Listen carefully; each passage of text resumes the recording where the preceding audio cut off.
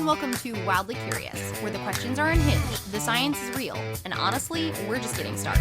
I'm Laura. And I'm Katy. And... Ever wonder why a bat might glow?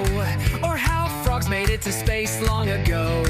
Dinosaurs trained for delivery runs. We're asking the questions, the weird ones. Wildly curious, where science gets strange and kinda hilarious. For nature's wonders to ancient funk, it's facts and fun rolled into one big chunk. Wildly curious, weird is wonderful. Come join the fuss. Alrighty. Well, on today's episode, we're going to be talking about things that stink. Or smell great.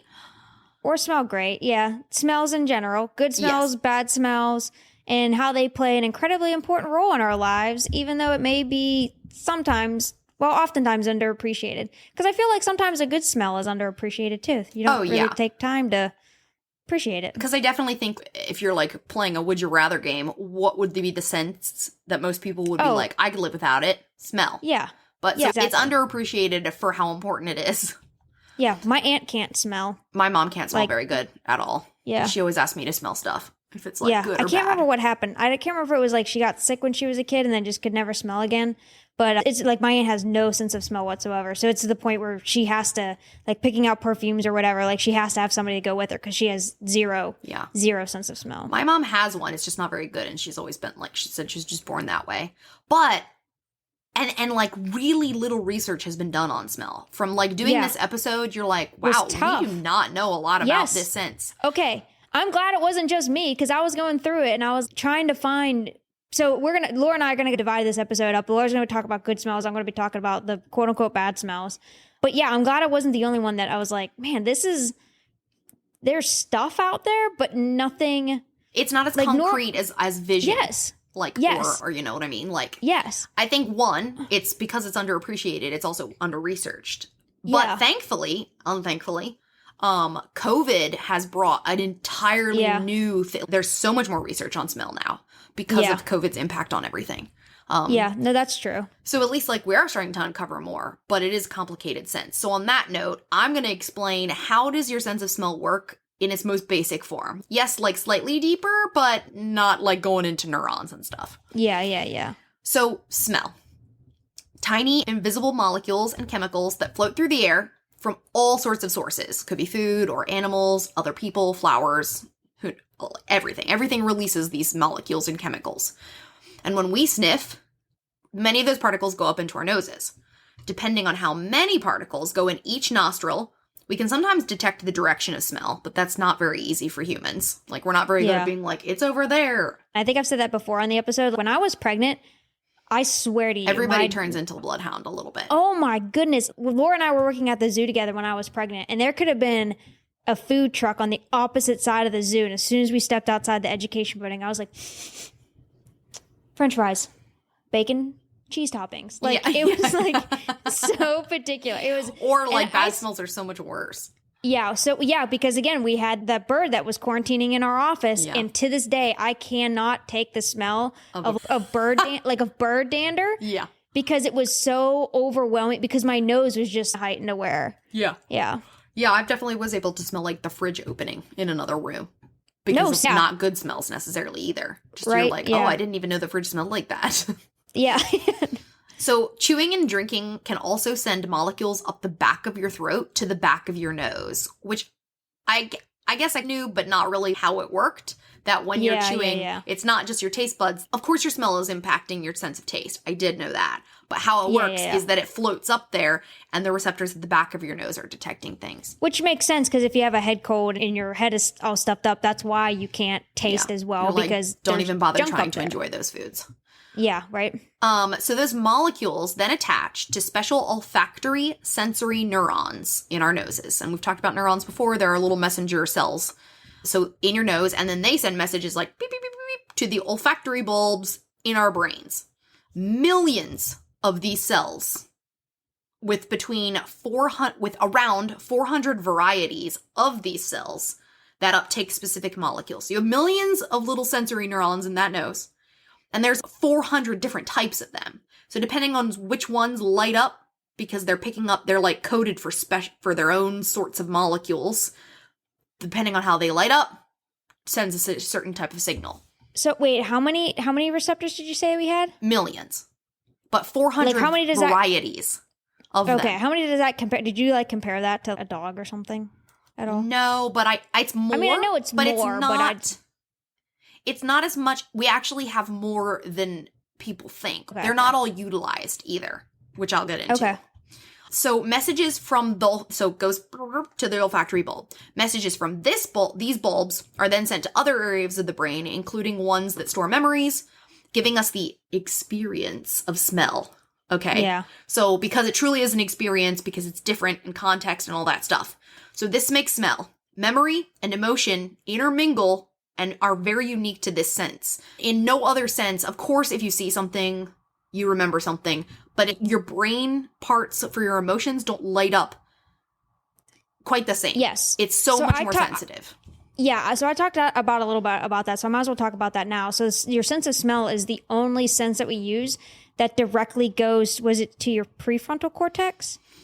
Or like it's somewhere right in there. Yeah, like it's a direct wiring where other parts have to be, there's an intermediary. Zigzag through. Yeah, it's a bigger processing of your brain to comprehend like eyesight or if you hear something. It's like several different parts of your brain working together to process it, which then gives you your output of, hey, this is what it is. Whereas smell is right up. And so that's why they say trigger warning here. But whenever police are talking to witnesses and stuff, especially ones that have gone through or been a victim of a crime, a lot of times they do ask about smell because eyewitness accounts are notoriously inaccurate, but smell. So if you're like, hey, you know, I didn't know where I was when it happened. Well, you know, what did you see? What did you hear? What did you smell? Because smell is a very strong it's trigger. very visceral. Yeah. And that's because of that direct pathway part of your brain. Totally. And smell is not as precise in humans as sight and hearing. For example, we can identify different instruments. If a song is being played, your brain is, there is the guitar, there's the violin, there's the horn. We can pick out those pieces. But we usually cannot smell the individual parts that make up the mixture of a smell. Because there are I guess I never mixtures. Thought of it that way. Yeah, me neither. I never thought of it that way, yeah. So we can smell a chocolate chip cookie. But it is almost impossible for us to identify all the smells of the different ingredients within that cookie. So it says, I found some really cool facts. Your morning cup of coffee can contain more than 800 different types of odor molecules. Okay? Jeez. So your brain, to come up with the smell of coffee, it's 800 different things going in your nose that's making that smell. A rotting banana, 20 molecules. No matter what it is, it's still a variety. There's not just one molecule ever going in your nose that's that smell. That's why there are these different varieties of neurons that will light up in different combinations. Huh. However, scientists believe that we can identify over 1 trillion different odors. So although our sense of smell might not be as precise as an animal's, we can identify about as many smells as an animal. We're just not good at knowing where they're from. Yeah. We can smell it. We can't tell where it's coming from or anything, but we can. I mean, 1 trillion is crazy to think about. Like, smell is so nuanced. It's never almost the same experience twice. And different smells, like maybe it could be like rotting banana or very rotten banana. You know what I mean? That's what I was going to say. I guess that's like the biggest difference then between us and animals is animals can pinpoint it and it's just stronger. Like a stronger smell for them. Yeah. And interestingly enough, some people also just can't smell certain scents because of genetic factors. A study found that we can expect, so like you and me, we have a 30% variation in our receptors. And that goes for anybody sitting next to you. They have 30 different stuff going on in their noses than you do, which is why you are never going to smell the same smell as a person. So these receptors are constantly being damaged too in your nose and then regenerating. But they don't always regenerate the same. So also what you smelled before might not be the same thing that you smell later, depending on what's happening with those neurons. Yeah. Scientists also think that we might have up to 600 more genes that could code for receptors that we just don't use anymore. And that maybe we did when we were more primitive human species. Primitive, that's what I was going to say, like more in tune with nature when we needed to know. When smell was more important for survival. That's what I was going to say, way.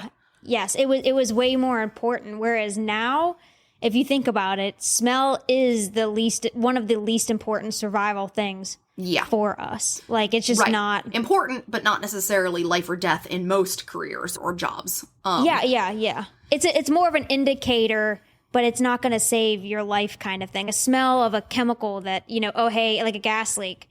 Oh, hey, something smells weird, but it's ultimately you're hearing you know what I mean? It's other senses that help you get away from the danger. Yeah. Whereas smell is almost the warning sign. Well, right. And we've lived for so long with identified foods that we're not really, worried about that. Identifying like poison, not poison. Yeah. It also says that women are more sensitive to smell, especially body odor. Not surprised. Yes.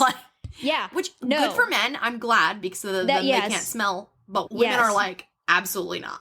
It's either an absolutely yes or an absolutely no smell. Yeah. There is no in between. And mental health can increase or decrease smell sensitivity. And I had that happen once. I don't know if it was Lyme or just like a mental breakdown, but I was feeling so anxious that my sense of smell got better, which also made me nauseous more often because of the sense of smell. It was so bizarre. So we just talked about how smell works, but why do things smell good to certain people and bad to certain people? So Katy and I kind of divided this up in that I kind of covered the science of good smells and Katy did the science of bad smells. So we begin connecting smells to memories at a super young age. And again, like I said before, it's incredibly individualized because each person experiences smell differently. And a lot is based on context. You'll probably see between Katy and I, there are certain smells that could go either way, depending on context. But it does seem, so I was reading a lot of interesting research on this because some people have a theory that smell is cultural, but they kind of debunked some of that a little bit. Yeah. But is there universally liked smells? So no matter the person, how they described it, all over the world, people do like certain smells, and there are the 3 most liked smells. So I'll just go over the first one. Or do you have a guess? Okay. What do you think is the most liked smell on planet Earth? Vanilla. Yes. Vanilla is the vanilla. Because I picked one that was like, okay, it's good. It's not strong because I can't, because I have asthma and stuff. And so I cannot walk into Bath and Body, dude. It's sometimes overwhelming. Yes, Bath and Body. Yeah. Yeah, it's or like a Yankee Candle store or something. It's just too. It's too many smells at once. Yeah. I feel the same way. I can take one strong smell. I just don't like the combination of everything. It's like too much sensory stuff. Yeah. But yes, so vanilla, which the molecule that makes that smell that our brain really likes is vanillin. And it's really interesting because earlier this year, I did a chocolate program at work. And they talked about how one of the ingredients that is often added to chocolate is vanilla. And companies use different amounts of vanilla and types in order to create a signature flavor for their chocolate that is emotional. So humans are so in love with vanilla, no matter where they are. And it's emotionally tied to certain smells that you're like, that's my chocolate because of the vanilla that's in it. Yeah.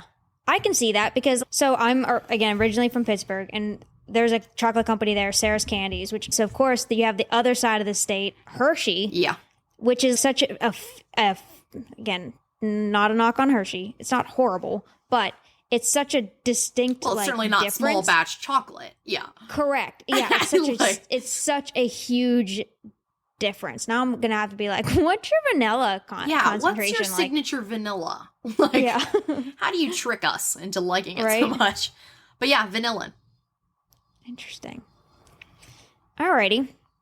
Well, like we said, I'm going to focus then on bad smells. So, bad smells are bad for a reason, all right? Laura and I were talking about this in the intro about when Laura was breaking down how smells work. But let's think of like rotten eggs, sweaty gym socks, like Laura said, the weird thing in the back of your fridge. Bad smells do exist for a reason. And like I said earlier, they are often warning signs. It's a warning of stay away for the most part. Yeah. All right. So that's just like a little bit of an overview. Yeah, because it did say, of course, there are outliers in both liked and disliked. There are some, it doesn't make sense that you like them. But you do. Yes. But the two that I'm going to talk about one right now, is fairly, for humans anyway, it's a universally hated smell, and it's the smell of the corpse flower. Ooh. All right. So it's one of the legendary stinkiest plant, I think, of the natural world. It's called the Titan aram, or the Amorphophallus titan. This beauty, or beast, depending on how you look at it, is a native of the rainforests of Western Sumatra and Indonesia. It grows underground from a massive tuber called a corm, and then shoots up either a single enormous leaf, which is like up to 15 feet tall. If you guys have never seen what a corpse flower looks like, it's a massive... It's crazy big. Yeah, it is. It's pretty cool, but yeah, it's crazy. But it's one huge, typically like one enormous leaf, and then an inflorescence, which is not a single flower, which towers more than 8 feet tall, wrapped in a deep, like burgundy sheath. It's rare, blooming once only every 3 to 7 years, sometimes even longer, and each bloom only lasts from about 24 to 36 hours. Yeah, they always announce it. If the National Arboretum has it bloom, they're like, hurry up, corpse flower! Yep, hurry up. Yeah, it's going to be here and then it's going to be gone. And so the corpse flower itself was first discovered by Western science, because I said it's like from Indonesia and stuff. But Western science discovered it in 1879 by an Italian botanist, Dorano Beccari, who just encountered it in the smart... Discovered it, right? Yeah, right? Yeah. He named it, cataloged it. Yeah. Yeah, all that stuff. But honestly, like, imagine being that guy. Because I'm going to describe what it smells like. Has nobody else noticed this plant? And everyone's but we just never like, yeah, right. And then trying to talk to the people that are already there, like, what? And stumbling upon it, because clearly it's called a corpse flower for a reason. I'll get into the smell here in a second, but it smells like a dead, rotting something. And so but that's coming from a plant. Like, you would think an elephant died nearby. You know what I mean? Of how powerful that smell can be. All right, so let's talk about what the flower actually does and how it creates the smell. And then we'll go into the kind of the why. So right before it blooms, the spadix, the tall yellow stalk thing in the center of the flower, actually heats itself up. And not like a little bit warm. It can go upwards of 20 degrees Fahrenheit, hotter than the surrounding air. That's amazing. Which is crazy, considering they're mostly in greenhouses in Indonesia, hot, moist rainforest, and it's already 20 degrees hotter than that. So this process is called thermogenesis, and it's definitely rare in the plant world, but the corpse flower uses it strategically. The heat helps vaporize all the stink chemicals it's producing so they can travel further and hit surrounding air like a chemical punch to the face, essentially. And it is certainly a punch to the face. So researchers analyzing the scent found a full death-mimicking buffet molecules, which contribute, a variety of these things contribute to the stink itself. So dimethyl trisulfide, is the signature smell of rotting meat and cabbage. All right. Putrescine and cadaverine, these are the exact same compounds released. You could immediately know what those smell like. Right? So anything that's released when actual animal tissue is decaying. Trimethylene is the scent of rotting fish, these are all the main chemicals that contribute to the smell. Like Laura said, like, they're made up of a variety of things. Yeah. Isovaleric acid, which is also found in sweaty socks. Sweaty socks I definitely came across as being like a universally disliked smell. Yeah. For sure. And just to kind of throw everything off, the flower has a hint of benzyl alcohol, which smells a little bit floral, but not in a good way. Something died in old grandma's rose garden kind of floral. So is that a flower? But it's horribly smelling. So that scent combo is no accident. It's built from a cascade of metabolic pathways that ramp up during the bloom. Dartmouth researchers even sequenced the flower's RNA during the bloom and found that genes tied to alternative oxidase activity, how it makes the heat, and sulfur metabolism just go wild during the phase. So it's almost like a whole other process happens during this bloom that really isn't seen in a whole lot of other plants. Yeah. So basically the plant is biochemically designed to rot without actually rotting. Yeah. Yeah. It's kind of like our version. It's like America's version is skunk cabbage. It's like the same. Yes. It's same family of plant. It's just not as crazy. Yes. Yeah. Not as extreme. So why does the corpse flower smell like death? Well, after all the heat, the vaporized rot gas, the theatrical bloom, everything, the question always comes down to then why? Why would a plant go to such extreme lengths to smell like a dead, dying animal, You elephant, could just whatever? smell good. Yeah, right? Well, because the rainforest, that's how you get attention. The corpse flower isn't trying to attract bees or butterflies. It wants like the gross animals. It wants the carrion beetles, the flesh flies, and other insects that love rotting meat. So these insects normally spend their time laying eggs in dead animals or feeding on decaying tissue. But the corpse flower tricks them into thinking that that flower is the prime spot that it needs to go to. So the flies then, or whatever, beetles, everything, they land on it, crawl all over the spadix and inside the spathe, picking up the pollen in the process. Some even lay their eggs in there thinking, oh, this is a rotting animal. The eggs die off. Plant doesn't care because it's just there to carry out, hey, take the pollen on. So not only that the smell plays a role in it, but the deep burgundy color of the spathe, that Rotting mimics, the raw flesh. The texture of the flower, meaty, veiny, Ew. just meaty. gross. Yeah. But then also don't forget, like I said, it produces heat. So it's the body It's just a warm carcass. temperature. Adds that final, hey, this is probably a dead animal. It's a fresh corpse you want to come lay your eggs in, but all they're really looking for is, hey, come pick up some pollen and then go away. So it's definitely nature's grossest pollination strategy, but at the same Smart. time, it's very smart. It's a very smart Yeah, thing. your So again, competition's it's like, not as fierce. Like if you're not trying to smell good Yeah. like every other flower, then yep. Because think about in the rainforest, how many things, flowers, there's so many variety of species that you're competing against. This flower is, let's go this way and kind of change things up a little bit. yeah. So That's amazing. that's the corpse flower. Yeah. Well, and I just think too, so with mine, good smells, they're good to only certain people, and it doesn't have to do with survival necessarily, right? Like, Yeah. good is Yeah. just, oh, it might taste good, or it reminds me of something nice. Bad smells is like survival, right? Yes, It's yes, the bad straight up. stuff that'll kill you. The good stuff is Yes. just like, cool. Yeah. So it's less straightforward as far as what people do because it is so. There was one example that they But how much, because I know they've done a ton of research into attraction and smell. But has there been any correlation then where they've taken it a step further to see reproductive successfulness? You know what I mean? Yeah, I don't know. I mean, I guess that's probably a long-term study. But one thing that I found is that companies that sell scented products, they do it to make money. So there is a whole research yeah. on marketing, right? Like people Oh, want heck things yeah. that smell good. So they make products that a large amount of people like. So they're also doing research on what do people like a lot. And so they have 5 scent categories, not 5 scents, not the most popular scents, but categories of scents. Number 1 is woodsy scents. So things that smell Okay. like pine, like Yes. you're in the wood man cedar. sense. The man Yeah. scents, yeah. The man sense. Number 2 is floral, the female scents, you know. The female or just scents, things yeah. that smell good. Number 3 is fruity. So Okay. like citrusy, Which is what I fresh prefer. scents. Yeah, I prefer the fruit because again, the florals for me, a lot of them are. It's too. It totally too depends. much. Floral is great for me. I love sweet pea scented things. Yes. Yeah. But not funeral parlor scent. Like, Yes. like there's just a difference. Potpourri. Yeah, Right. it's like yeah. Too much. 4th most popular is spicy. So like a spiced Okay. scent with cinnamon or something like that.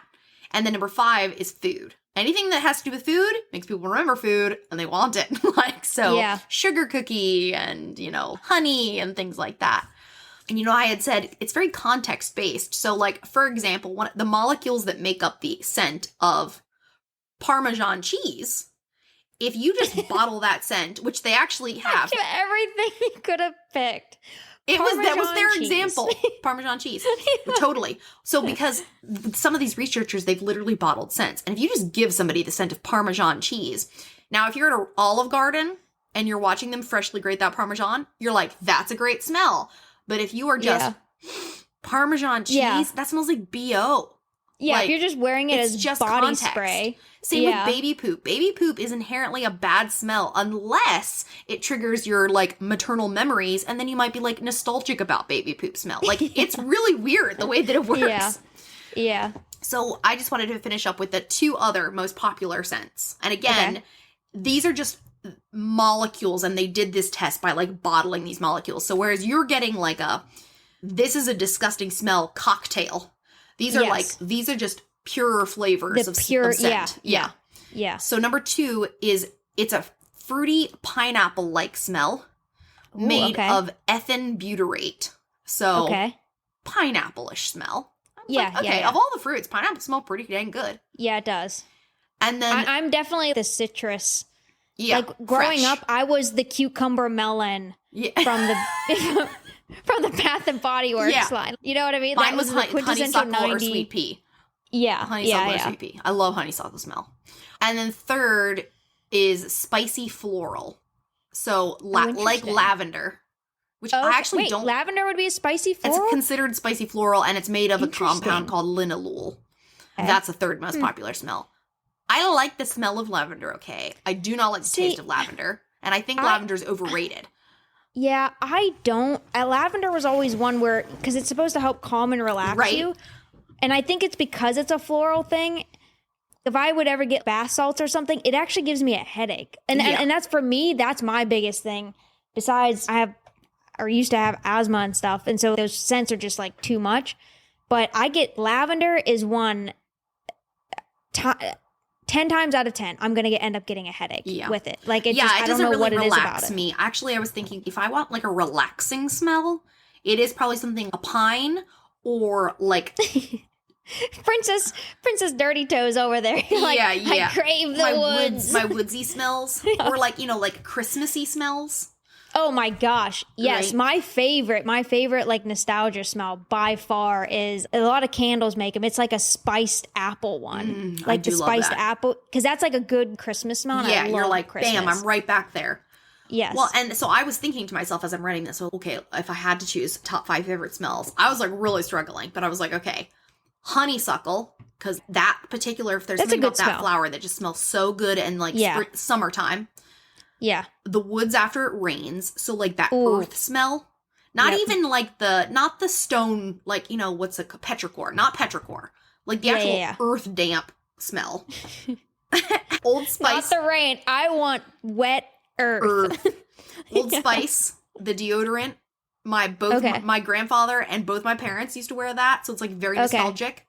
For me, my dad always wore, before he passed, he was a Stetson guy. Okay. But it was a mix of Stetson with his body odor. So I've smelled Stetson scents, and I'm like, not quite, it's not quite there. Yeah. Well, I got this, and then because I'm the one that buys all the products for this house, I just decide what Justin needs to wear on his head or body. So he likes Head & Shoulders shampoo, but I only buy him the Old Spice smell kind. Oh my gosh, it smells so good. Baking chocolate chip cookies. I was like, okay, if I have to choose a food, that one. And then a barn. I just really like the smell of a barn. Okay, is it the barn or is it leather? Because I love... Ooh, both. Okay. Yeah, because leather. I like the smell of the hay. I don't mind the smell of This is gonna sound really weird. For me, it's the tack. Or the horse, because they call it horse tack, Like when you go in a leather shop, it does smell so good. There's something... I think the whole thing is very it's just like nostalgic. Something about the barn smell. So yeah. That human beings were very selective about scents, but good luck finding someone who's the exact same favorite smell, and you're never going to find someone who smells things the exact same way as you. Yeah. Interesting. All right. So what's the other worst smell, I guess? I guess. Oh, well. Then I'm going to talk about is skunks. Okay. Because again, I feel like for the most part, it's one that people can... for the most part, recognize. Yeah. So I'm going to give a brief overview about skunks. There's 10 species, most of which live in the Americas. They range from the hooded skunk in Central America to the spotted skunk, which really isn't spotted per se. It's more disconnected lines, almost. Yeah. But today, we're talking about, in particular, the striped the striped kind. The striped kind. The striped skunk. Mephitis, Mephitis. Okay. Because it is the most widespread, the most studied, and the most likely one that your dog is going to end up coming back smelling because it is so prevalent within the U.S. Yeah. So if you guys don't know, for those listeners, because we do have listeners from all over the world, rundown of a skunk. They're about 22 to 30 inches long. Sorry, I didn't convert all these in the metric. I was just going to say, you're talking to, for those of you outside of the United States, but I'm not going into let me measurements. just tell you, and all the measuring systems that you're not going to understand. Basically, it's the size of a house cat. We'll just say that. It's about the size of a house cat. They're omnivores. Yeah, they're omnivores. They eat insects, grub, berries, small mammals, bird eggs if they need to. But they'll also happily raid a trash can or compost if it's available. They live around 3 years in the wild, but can live up to 10 years in captivity. They're, for the most part, nocturnal, solitary, for the most part, chill, unless they feel cornered, and They're then so cute. it's all over. Really, they're only big, not only, but one of their only big predators are owls, coyotes, foxes, and sometimes we'll get to them. But for the most part, and I'll say here in a second, most things live and learn, and foxes, coyotes are like, let's not touch that again. Owls are like, don't care that I'm going to eat that. Can't smell it, I'll eat it. Or can't smell it well, I should say. Yeah. So striped skunks are easily recognized by their bold black and white warning coloration, which is, again, other than it being like a bright orange or yellow or something, how that contrast is like a, hey, don't try me kind of thing. And unlike other creatures that kind of can bluff it, skunks definitely back it up. And it all comes down to the chemistry and the precision that these skunks have. So the striped skunk is equipped with a pair of anal scent glands located just inside the base of the tail. And they're not your average musk glands. They're more two chemical cannons. Yeah. Because they do shoot, you know? Yeah, because other musk glands, they smell bad, but they're used for marking territory, rubbing on things, not firing. Yeah, not firing, yeah. Yeah. So they have muscular control and a built-in nozzle system, which is... Ugh. Make sure my son isn't listening. It's similar to a nipple of the glands, and it allows the skunk to aim and fire this weapon up to fairly near accuracy, up to about 10 feet away. But it's not going to just spray. It does give you plenty of warning signs. It's going to stomp their feet first. They're going to turn around and raise their tail like, I'm warning you. And then if you don't get the message. So the science behind the skunk stink. What's in the spray? The real offenders of the group, they're a mix of sulfur-containing compounds called thiols. If you've ever smelled a gas leak or cracked open a rotten egg, you've smelt thiol. The main chemical villains in the skunk spray include E2-butane 1-thiol, 3-methyl-1-butane methyl, and then 2-quanylane methylene thiol. Okay. But those compounds are extremely volatile, and most importantly, they're hydrophobic, so they stick to oily skin and fur and do not wash off with water. Like easily. Yeah. They're very chemically persistent, meaning that once they're in your clothes, your hair, they're not going away anywhere without a fight. So, and just to make it worse, though, the skunk spray also contains thioacetates, which are odorless at first, but decompose slowly into thiols over time. So you have those thiols, and then you have those other things, those thioacetates. So it's like a delayed release stink system, essentially. The skunk is, you're going to suffer now, and then you're going to keep suffering, so that you never touch my kind again. Exactly. And the skunk spray glands are loaded with about 15 milliliters, which is roughly like 3 teaspoons, which doesn't sound like a lot, but it's a lot whenever you're talking about something that doesn't want to wash off. It's super volatile. Like, it aerosolizes so quickly. People are like gagging. It's like pepper spray. Oh my gosh. Yes. Yeah. And they can fire up to 5 or 6 sprays before they run out and need 10 days, a week and a half or so to quote unquote reload. So yeah, some skunks can spray accurately enough to hit a target in the eyes, which can cause temporary blindness and just regret from the poor animal. Regret. That's so much regret. Right?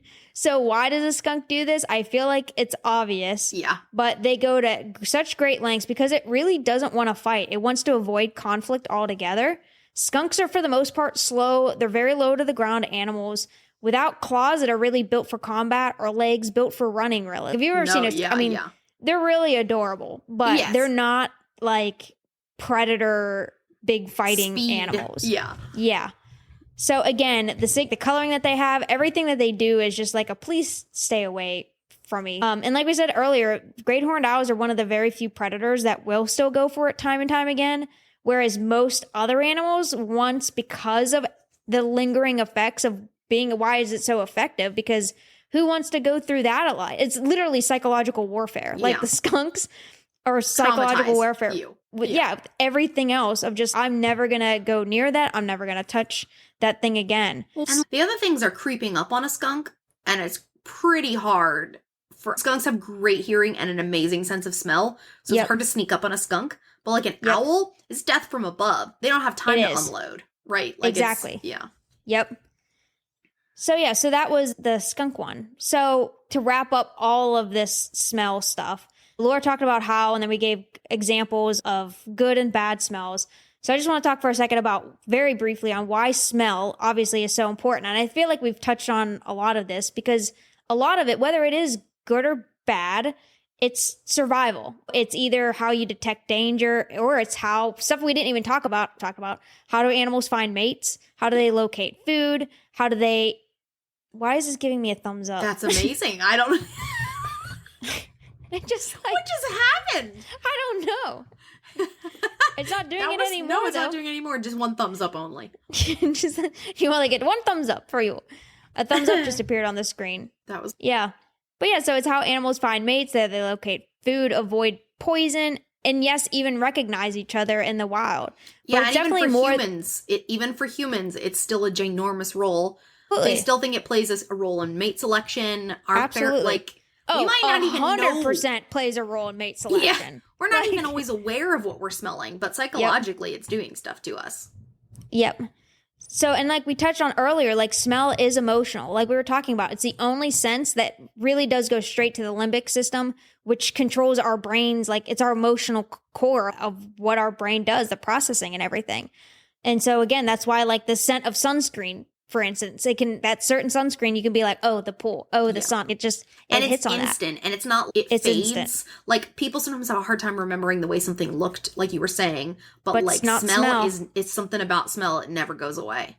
Yep. Like my uncle, he has a old like Toyota FJ Cruiser, and his stepdaughters, what did he tell me it smelled like old bus, like an old bus. And it's because of the leather, like the leather seating that he has, it smells like a bus seat. And so like whenever you're a kid going to school, that's what it smells. So smell is definitely memory. It's definitely connection. And in a lot of ways, it's identity. It tells you what's familiar, what's safe, what's gross, what's nostalgic, what's good, what's bad. And I feel like a lot of people didn't realize how important it was until people lost it from COVID or other problems that have happened. Absolutely. Yeah, absolutely. But yeah, so it tells you what's familiar, like I said, what's safe. And yes, it's sometimes it's horrible, like a skunk spray. But for the most part, a lot of the smells that we encounter are good. So all in a nutshell, smell really is, it's like like we said, it's one of the most underappreciated one, but it's how basically life talks to other life, whether it's a good thing or a bad thing. It's a non-visual communication. Yeah. So yeah. Pretty profound. That's all smells. I was going to think of something clever to say, but I couldn't think of anything either. I couldn't think of anything. Well, that's it, folks. If you go check us out on Patreon. We are on TikTok and everything. So if you just search the Wildly Curious podcast on any of the platforms, you'll probably come across us, or just I normally link them to all of our stuff anyway, our episodes. Make sure you guys go subscribe to us on YouTube too. We do our full episodes and we do upload the videos there so you can see our faces and everything too. So next week, we'll go back to another mini episode on swarms. And until next time, jam out to the song and enjoy yourselves, guys. Talk to you next week. Bye. Bye. Ever